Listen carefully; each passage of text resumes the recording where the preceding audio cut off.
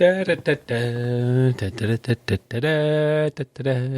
back, my friends.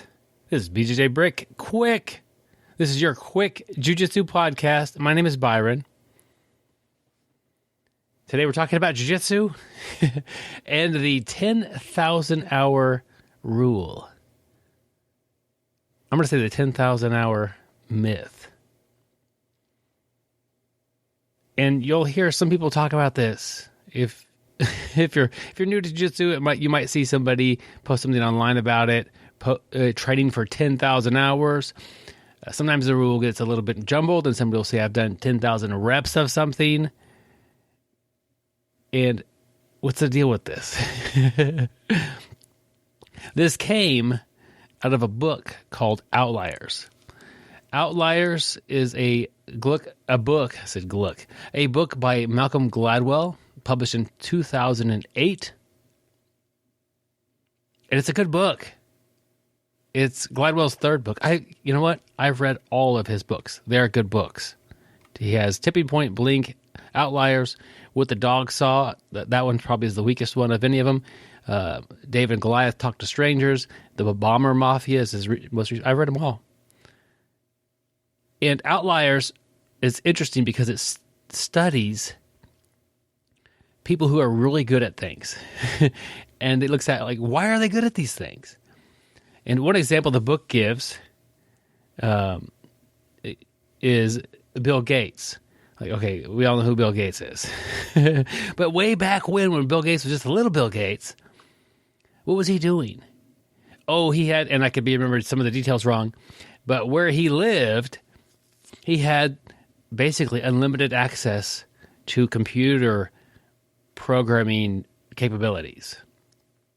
And he was one of the first people to get this. And as a little Gates, he would go over there and just work on it all the time.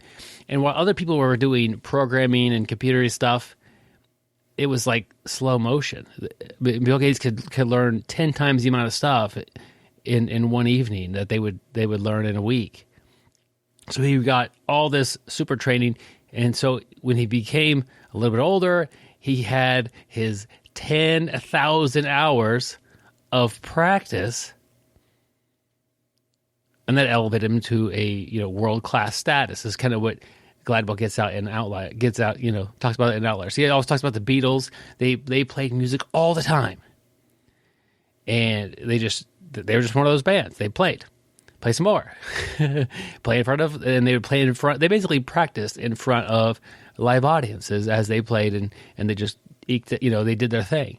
They got really good. They got 10,000 hours of practice on stage. Whoa. He has tons of examples. And, Malcolm he's one of the best writers of this generation. He writes, he tells stories, he sets the scene. It's just like, it's a great way to learn about things, is the way he tells the stories. Love it. But this book, this concept, and it boils down to, if you have 10,000 hours, you'll be world-class at something. Well, that's simply not true. Because there's a lot of people with 10,000 hours of jiu-jitsu.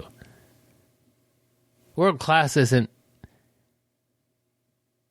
It requires external factors. How do you compare with others?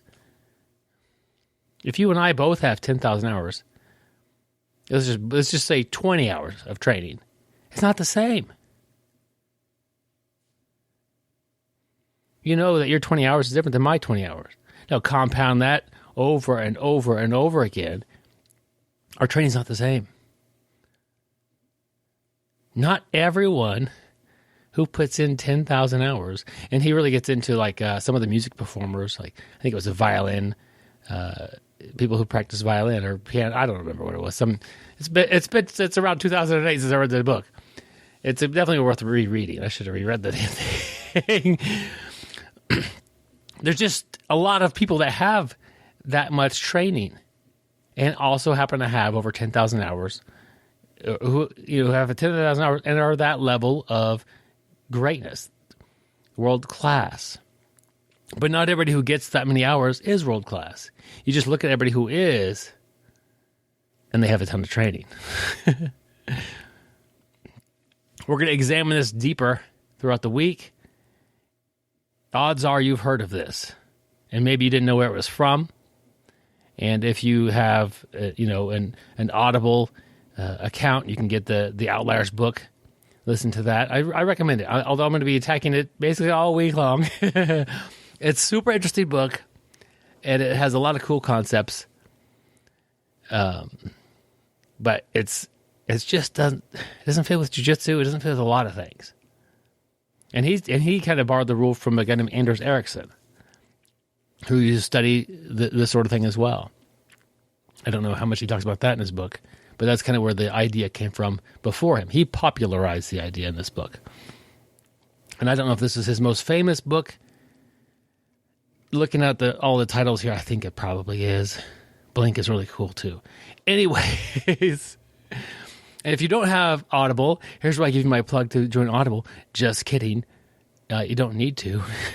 You might have a local library who has a digital app, and you can check out the the audiobook Outliers for free by going through the public library. You can find thousands of books this way. No link required. I don't have an affiliate link for that one, my friends. I don't have affiliate links anyway. All right. But we're going to be talking about performance to the 10,000 hour myth, why we can't all be world class this week, and maybe some better ways to train. I do see a lot of people making mistakes in their training, trying to log in reps and hours. That doesn't matter. That's not the main thing. Guys, if you're new to jiu-jitsu, I urge you to go check out my audiobook, Your First Year of Brazilian Jiu-Jitsu. Go to BjjBrick.com, click on the shop. It'll be in there. It's $11.99. The money goes to help support the podcast, and the audiobook goes and supports you as you journey through your first year of jiu-jitsu. Hope you have a great day today. Check out the book, Outliers, Malcolm Gladwell. We'll talk about it again tomorrow. Stay sweaty, my friends.